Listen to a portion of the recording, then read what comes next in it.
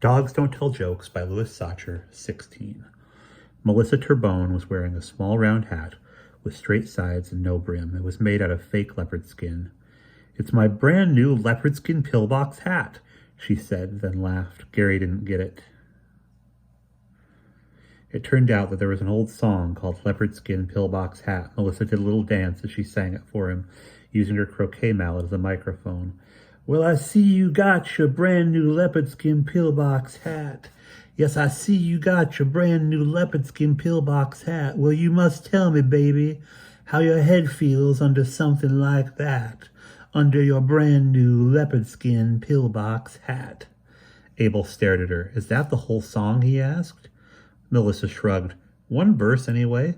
"Not much to it, is there?" asked Gary. "I thought it was great," said Angeline. "It was written by Bob Dylan," said Melissa, "one of the greatest songwriters to ever live." Gary and Abel looked at each other. They didn't see what was so great about it, but they liked watching Mr. Bone dance. She hadn't danced like that when she was Gary's fifth-grade teacher. Gary was wearing a little hat, too, a black fedora with a green band. "So are you all prepared for the talent show?" asked Melissa. She suddenly became his fifth-grade teacher again, asking if he'd done his homework. "It's getting there," he said, trying to sound confident. He couldn't tell her he was thinking of quitting. When she was his teacher, she was always getting down on him for not finishing what he started. "Look, are we going to sing and dance, or are we going to play croquet?" complained Gus. For once, Gus was winning. It was Gary's turn. He stepped up and smacked the ball cleanly through the wicket. Except he hit the wrong ball. "That was my ball," said Abel. "I'm orange." "Huh?" "You were green," said Abel. "You hit the orange ball." Melissa took off Abel and Gary's hats, and she put Gary's hat on Abel's head and Abel's hat on Gary's head. "There, all fixed," she said. Angeline laughed. "You're pretty funny when you're not being a teacher," she said. "Thank you, I guess," said Melissa. "What's the matter, Gary?" she asked. "You seem a little lost." "I guess you got your mind on the talent show," said Abel. "Less than a week away." Gary shrugged. "You want to know how to keep from getting nervous?" Angeline said. "How?" asked Gary, although he couldn't imagine Angeline ever being nervous about anything. "The contest is on Friday, right?" said Angeline. "On Saturday it will all be over forever. So don't think about Friday, think about Saturday." Yeah, said Gus. That's real good advice, Angelini. But now, Gary, do you want to know the surefire way to keep from getting nervous on stage? "What?" asked Gary. "Okay, when you get up on stage and look out over the audience, just imagine everyone naked." "Gus!" exclaimed Melissa, as Gary and Angeline laughed. "What's wrong?" asked Gus. "It's an old trick used by lots of public speakers." "Well, for one thing," said Melissa, "I'm going to be in the audience." Gary turned bright red. "You're going to be in the audience?" he asked without looking at her. "Yes, we will," Abel said. "We wouldn't miss it for the world." "We'll be your sycophants," said Melissa. "My what?" "We'll laugh at every one of your jokes," she explained. "What if they're not funny?" asked Gary. "We'll laugh anyway," said Melissa.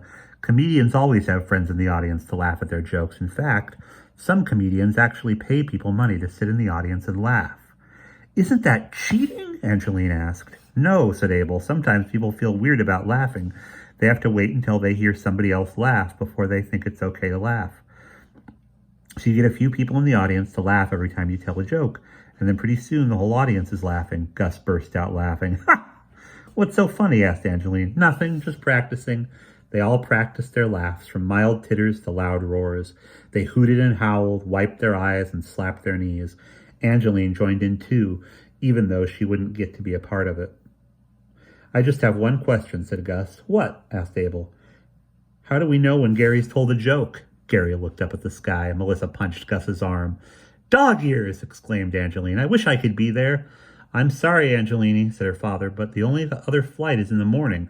You'd miss a day of school, and they'd have to make a special trip to take you to the airport. Gary's comedy debut is a lot more important than a day of school." "Your government sponsors don't quite see it that way," said Abel, "and they're the ones paying for your education and airfare." "Dog ears!" cried Angeline. "I'll be coming right from the talent show to the airport," said her father. "I'll be able to tell you all about it." Angeline scowled. Then her eyes lit up. "I know," she said. "You and Mr. Bone could get married. They'd have to let me come home for my father's wedding." Both Abel and Melissa turned red. Each muttered something incomprehensible. "That's a great idea," said Gus, slapping Abel on the back. Said Abel. He cleared his throat. "I have a more practical idea," said Melissa. I can borrow my school's video camera. I'll videotape Gary's act for you, Angeline. But if you're laughing at Gary's jokes, you won't be able to operate the video camera, said Angeline. I'll bring one of my students to operate it. They're better at it than me anyway. She turned to Gary. You don't mind being videotaped, do you? Gary shrugged. Sure, no problem, he said. You can see it now. Goon, the video. And that's the end of chapter 16.